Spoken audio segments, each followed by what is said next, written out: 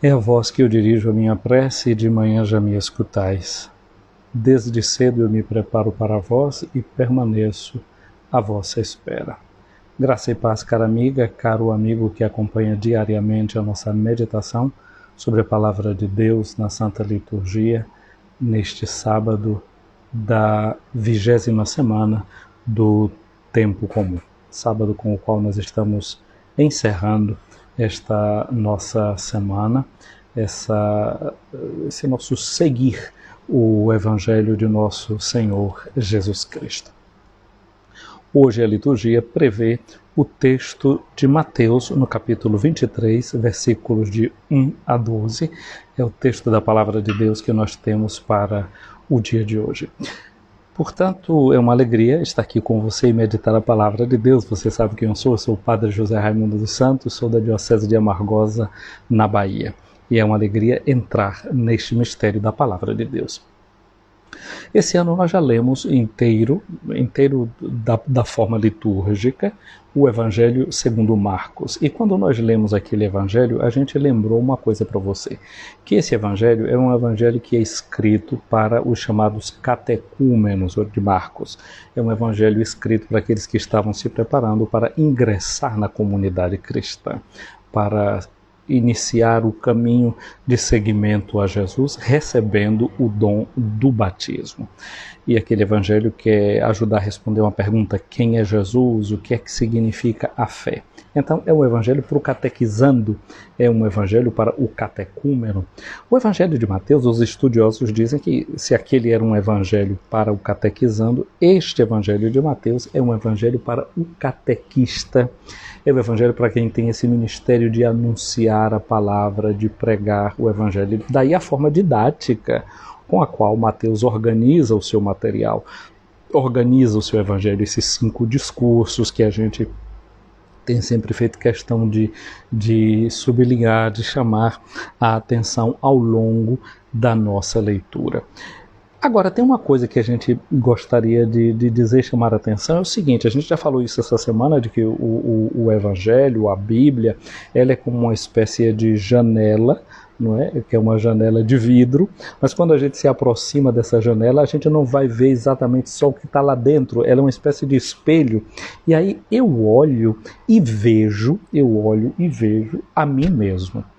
Dentro do Evangelho de Mateus tem uma coisa que é sublinhada, que é mostrada sempre, que é a dificuldade que a comunidade teve, aquela comunidade que está ali concretamente, e Jesus é o seu maior representante, as dificuldades de Jesus simbolizam as dificuldades da comunidade. E o evangelista Mateus mostra sempre os conflitos de Jesus com a sinagoga, os conflitos de Jesus com o judaísmo, os conflitos de Jesus com a liderança.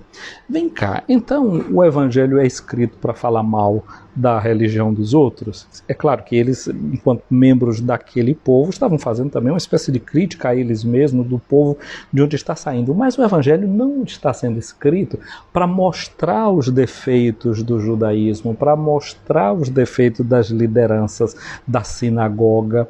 O evangelho está sendo escrito, se ele é como um espelho, é para a comunidade olhar e dizer assim: mas vem cá, aqueles erros que nós estávamos criticando lá nos outros, que nós vimos dentro das sinagogas, aquelas dificuldades, nós não estamos repetindo dentro das nossas comunidades?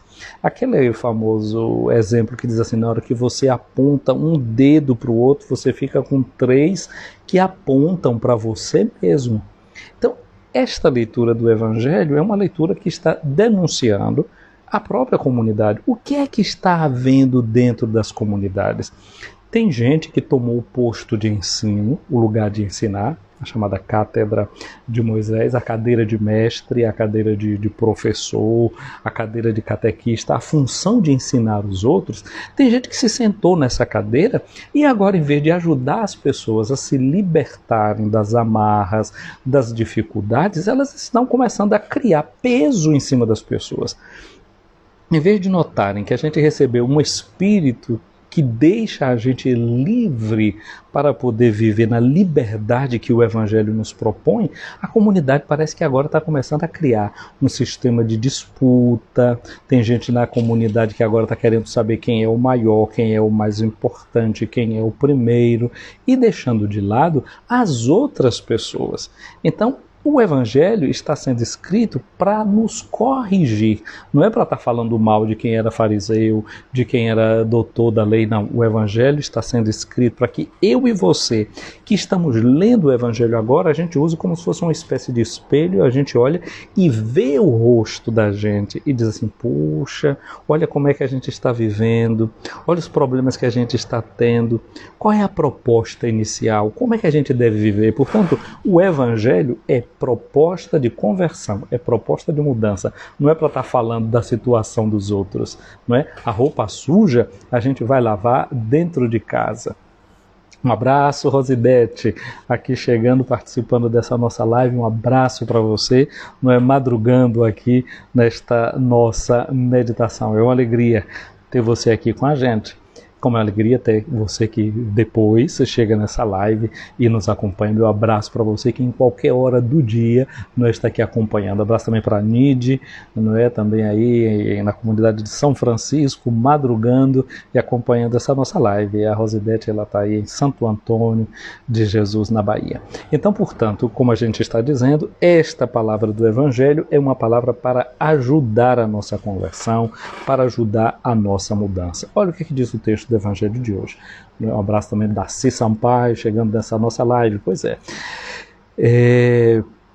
Assim diz Jesus, não é? Os mestres da lei e os fariseus têm autoridade para interpretar a lei de Moisés. Então a primeira coisa que Jesus olha mesmo para essas autoridades, né, do seu tempo, ele diz que eles têm autoridade. Como é bonito quando a gente, mesmo se tem dificuldades com alguém, tem críticas para fazer a alguém, a gente reconhece o lado positivo daquela pessoa.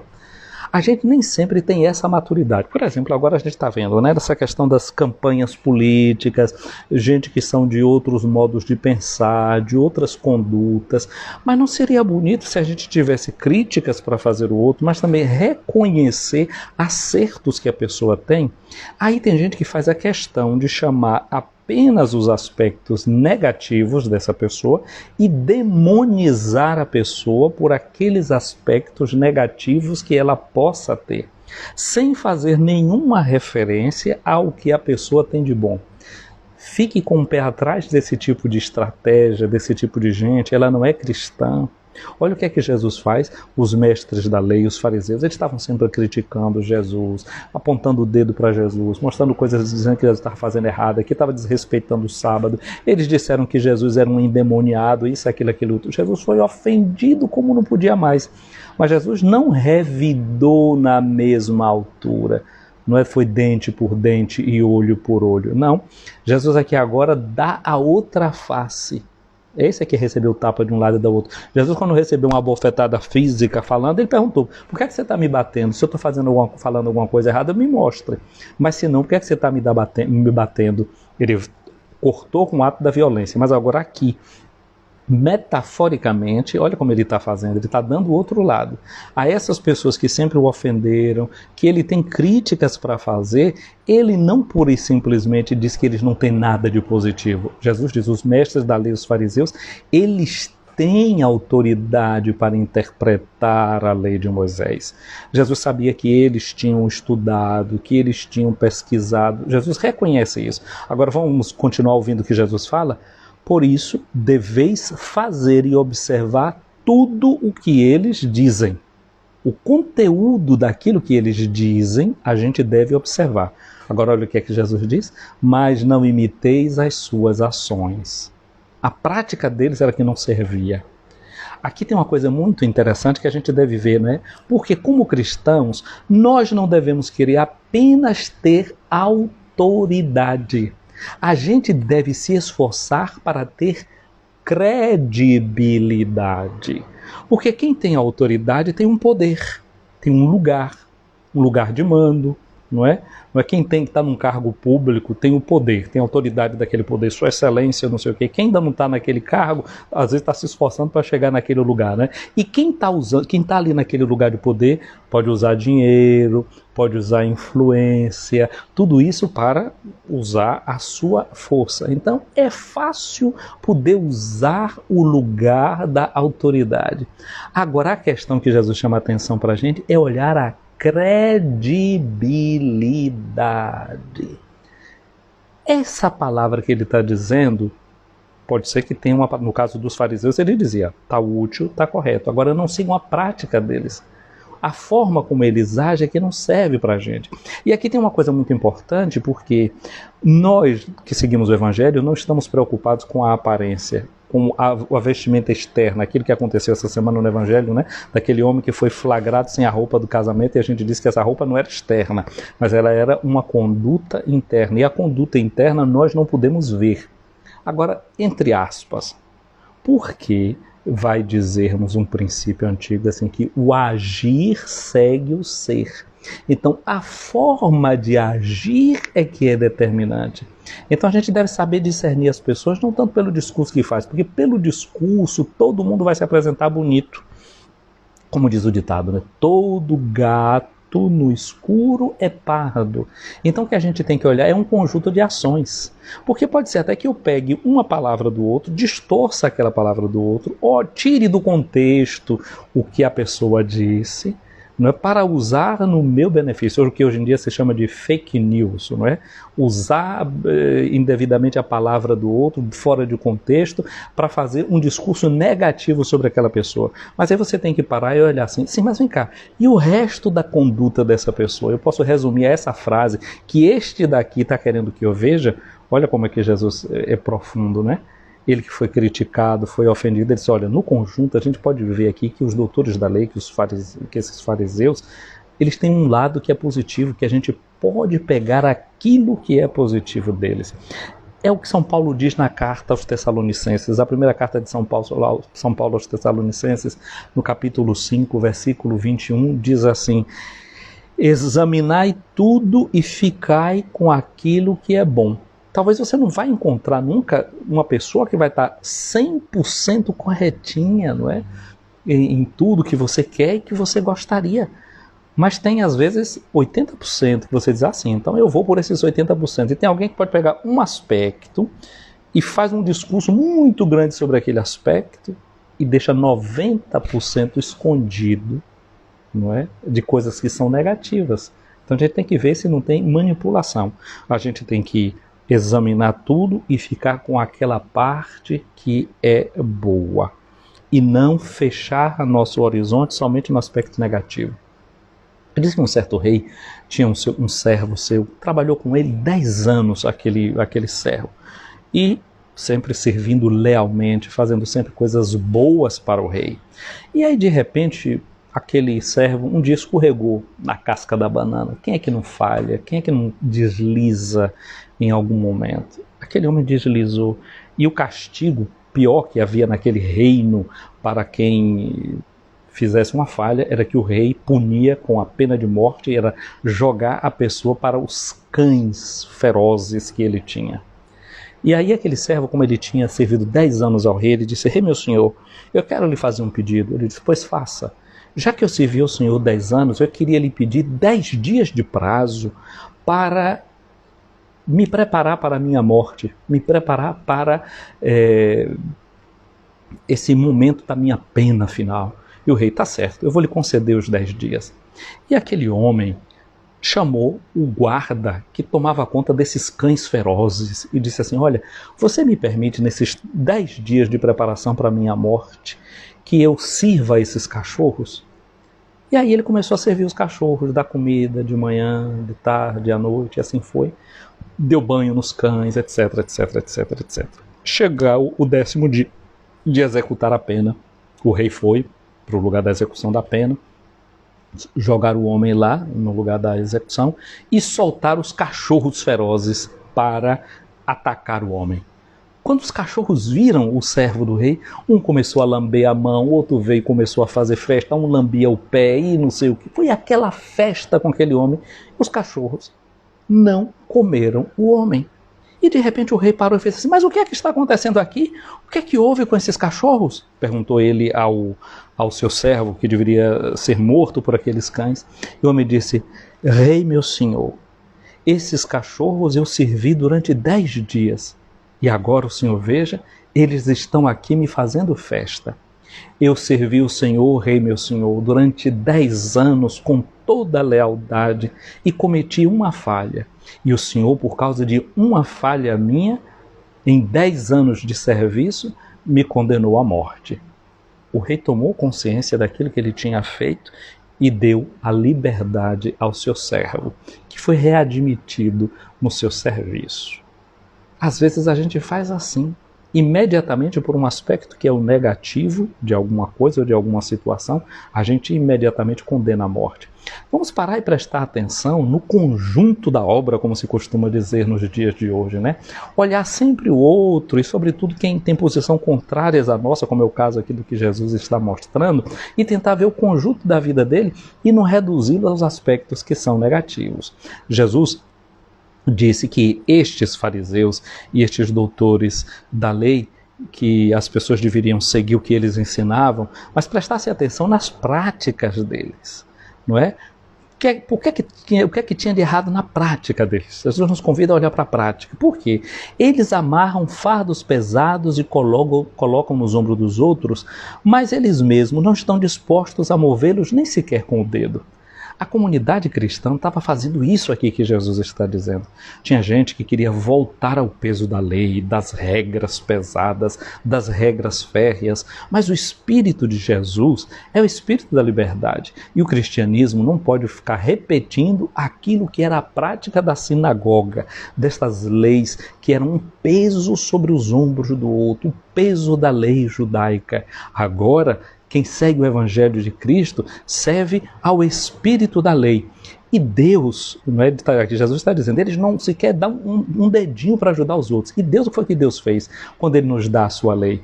Antes de nos dar a lei, o que é que Jesus faz? Derrama no nosso coração o Espírito Santo. Romanos capítulo 5, 5. Não é? O Espírito de Deus foi derramado em nossos corações. O que é o Espírito de Deus? É o amor. Então, quando Deus pede para a gente, Jesus pede, diz que o mandamento se resume em amar a Deus sobre todas as coisas e amar o próximo como a nós mesmos, isso só é possível porque Deus derramou o amor em nossos corações. Nós fomos amados primeiro.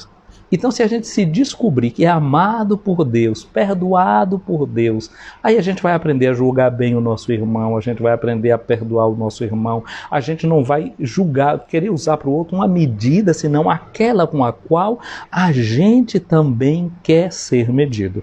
Mas tinha um outro detalhe na vida desses fariseus, porque o povo olhava para esses fariseus com muito entusiasmo. Eu disse a vocês ontem que o povo invejava os saduceus e ficava admirado com a sabedoria dos fariseus, com as práticas deles, etc.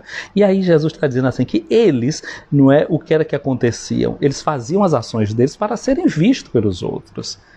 Então, todo o discurso que fazia, tudo isso acabava sendo vazio, porque estava fazendo era propaganda sobre eles mesmos. Aí Jesus disse, eles usam faixas largas, que eram chamados filactérios, era tudo assim, uns babados que tinha na roupa, né? Tudo cheio de que eles diziam que aquilo ali, tefelim, significa orações. Então aqueles babados, aquelas franjas que eles usavam na roupa, era para dizer que eles eram homens de oração. Até Marcos vai dizer no evangelho dele, repetindo a palavra de Jesus, que eles entravam na casa das viúvas e ficavam fazendo longas orações para depois poder roubarem aquelas pessoas. Então tem gente que faz um discurso muito bonito e oração, isso, aquilo outro, para depois roubar. Tudo a aparência. Então essas franjas que eles usavam era o que significava, que era o símbolo da oração deles. Então ficava colocando em evidência isso, a vida de oração. Foi que Jesus disse, olha, a oração de vocês não fiquem fazendo em público para o povo ficar vendo a oração de vocês, não. Vocês quando quiserem rezar, fecha a porta do quarto, reza para o pai que está vendo as coisas em segredo. Hoje em dia todo mundo querendo, não é, tudo metendo a oração pelo meio, não sei o quê. Gente, vamos ter cuidado com isso. isso. Porque a vida da fé, a vida que nutre o coração da gente, está cá dentro. Não é que a gente não precise ter vergonha da fé da gente, que a gente precisa esconder a fé da gente. Não. A gente pode dar o testemunho da fé se for chamado a isso. E os primeiros cristãos, quando é que eles eram chamados a dar o testemunho da fé? Era na hora que, por Jesus, até eles eram capazes de morrer. Esse negócio de estar fazendo muito discurso religioso quando não tem nenhum perigo é fácil para todo mundo, né? Fazer discurso religioso para conseguir angariar alguma coisa dos outros, chamar a atenção dos tolos, isso muitas vezes é fácil. O problema é quando a gente realmente, por causa do Evangelho, vê a vida arriscada e é capaz de continuar fiel ao Evangelho de Jesus. Aí Jesus continua dizendo que essas pessoas tinham ainda um outro defeito, né? Era aquele de querer se aparecer nesses banquetes, de querer ter os primeiros lugares, né? Eles carregavam textos da Bíblia escritos na testa, nos braços, ou seja, usar o lema de coisas da Bíblia, né? Em tudo quanto é coisa que a pessoa faz, fica botando as palavras, não é bem assim não. Jesus está aqui, ó, mostrando, criticando todas essas coisinhas, porque a prática religiosa não deve servir para a gente se aparecer diante dos outros. Faz parte daquela intimidade profunda. Veja que no último momento, quem serviu a Jesus de verdade, que Jesus disse, venha tomar posse do reino, essas pessoas vão ficar até surpresas. Mas Senhor, quando foi que eu fiz essas práticas pelas quais tu estás me colocando no reino do céu? E você não vai, Jesus não diz assim, você vai entrar aqui no paraíso do meu Pai porque você escreveu um lema bíblico no seu carro, porque você botou lá no seu carro e pertence ao Senhor Jesus. Não é porque você escreveu na frente da sua loja, tudo posso naquele que me fortalece, porque na moeda do seu país foi escrito, nós cremos em Deus, misturando economia, política e essas coisas todas. Não é por aí que a gente vai alcançar a salvação. É porque eu estava com fome, você me deu de comer, eu estava com sede, você me deu de beber, eu estava nu, você me vestiu. É aí que se joga de verdade a salvação da gente. Então Jesus disse que esse povo aqui, o que eles gostavam era de lugar de honra nos primeiros banquetes. O que eles gostavam era de ser cumprimentados nas praças e serem chamados de mestre. Esse é o perigo que nós na igreja temos. De queremos ser chamados de mestre, quem é catequista, ser doutor, ser isso, ser aquilo outro, né? Ser ponto de referência, virar um influencer aqui no YouTube. Eu fico pedindo, dá um like, que os algoritmos, que isso, às vezes a gente fica entrando nessa onda, não é querendo evangelizar, mas a gente tem que ter sempre um pé atrás e ouvir também a crítica que Jesus nos faz, para a gente não desvirtuar o evangelho e não querer pregar um evangelho que seja açucarado. Não é? Por isso que São João, na sua primeira carta, no capítulo 4, versículo 1, diz assim, vocês, em vez de dar crédito a tudo quanto é pregação, a tudo quanto é pessoa que fica falando em nome de Deus, presta atenção, ganha tenência, viu? Vocês primeiro experimentem os espíritos, examinem os espíritos, para ver se ele é espírito de Deus mesmo, porque o espírito de Deus é amor. Então, se está se fazendo um discurso de ódio, não é espírito de Deus, não. Sarta fora, porque o negócio é pesado. Tem um texto muito antigo chamado Didaqué, a doutrina dos apóstolos, né? Didaqué, a doutrina dos apóstolos. No livro 16 dessa doutrina dos apóstolos, ele vai dizer assim, olha, no versículo 3, ele diz assim, nos últimos dias vão se multiplicar os falsos profetas, os corruptores, e as ovelhas se mudarão em lobo. O amor vai se transformar em ódio. Livrinho da Didaqué. Que é contemporâneo a esse evangelho de Mateus. Não entrou dentro. Não teve um período no início logo da igreja que ele era considerado até como parte da Bíblia. Depois não, a gente tem como um texto histórico. O estudo que eu faço é lendo sobre esse tipo de material. Então por isso hoje eu quis trazer aqui esse livro da Didaqué. Esse perigo de quem é ovelha de Cristo se transformar em lobo e o amor se transformar em ódio. Olha como a gente tem que ter cuidado com isso. Não é? E entrar nesse verdadeiro discernimento de ver quem é o falso e o verdadeiro profeta, de quem faz o discurso que é realmente de Deus. E o critério básico para isso é o amor. Porque se o amor se tornar em ódio, então não vem do Espírito de Deus. Teve discurso de ódio, teve palavra de ódio, de desrespeito, muito cuidado, que isso aí não procede de Deus. Não é? É claro que cada um que possa entrar por esse caminho tem a possibilidade de se converter. De lobo que está se tornando, voltar a ser aquilo que é, ovelha do rebanho de Cristo. Cristo que deu a sua vida por amor. Não há maior prova de amor do que dar a vida pelo irmão. Aí Jesus continua alertando aos seus e dizendo assim, não deixe ninguém ficar chamando vocês de mestre não, porque o mestre é um só. Vocês são todos irmãos. Então ninguém precisa querer ser superior a ninguém, se aparecer diante dos outros. Jesus diz, na terra não chamem ninguém de pai, porque um só é o vosso pai, aquele que está no céu. Quem é pai? Pai é a origem da vida da gente. O que Jesus quer dizer assim, que a gente não deve estar querendo se agarrar como mestre, como guia dos outros, tomar conta da consciência dos outros, querer que os outros fiquem devendo favores a você. Esse clientelismo, esse patriarcalismo, esse jeitinho de querer roubar a alma do outro. Paulo Freire, um grande pedagogo brasileiro, não é, que fez 100 anos esse ano do seu nascimento, ele dizia, não é, que nesse processo de aprendizagem ninguém ensina ninguém, todo mundo aprende junto. Então fazer essas descobertas, não é? Então por isso a gente não precisa se sentir mestre de ninguém, não é? Porque o verdadeiro mestre é Cristo, é Ele que dentro de nós vai nos inspirando com a sua palavra. E de fato Jesus pode ser mestre para tudo. A gente pode estudar matemática ao lado de Jesus. Não é? Porque no fundo do fundo seria a palavra, o logos, né? E matemática é uma disciplina lógica, não é? Então português, tudo a gente pode aprender a partir desse estilo realmente de Jesus. Por ele todas as coisas foram feitas, tudo que existe na criação, a chave se encontra nele. É por isso que a gente encontra homens como Kepler, como Galileu, Galilei, eles dizem assim, vou olhar para as estrelas, e olhando para as estrelas eu vou tentar encontrar essas marcas do próprio Criador.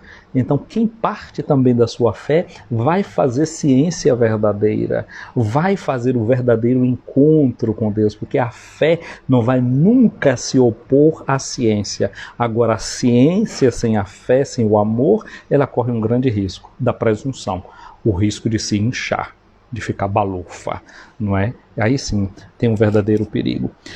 Pelo contrário, diz Jesus, o maior dentre vós deve ser aquele que serve. Eis aqui qual era o risco da comunidade. Eu comecei dizendo que o evangelho não é escrito para a gente estar criticando a religião dos outros, mas é uma forma de autocrítica. E o que estava acontecendo é que o espírito de farisaísmo estava entrando dentro das comunidades. E as pessoas estavam, né, preocupadas em serem mestres, em fazer disputa de lugares e lugar de honra, e quem é o líder, e quem é isso, e quem é aquilo, e quem é aquilo outro. E esqueci a essência do Evangelho. Qual é a essência do Evangelho? É servir. Quem quer ser o maior deve ser o servidor de todos. E essa é a essência do amor. Jesus disse, eu estou no meio de vocês como aquele que serve.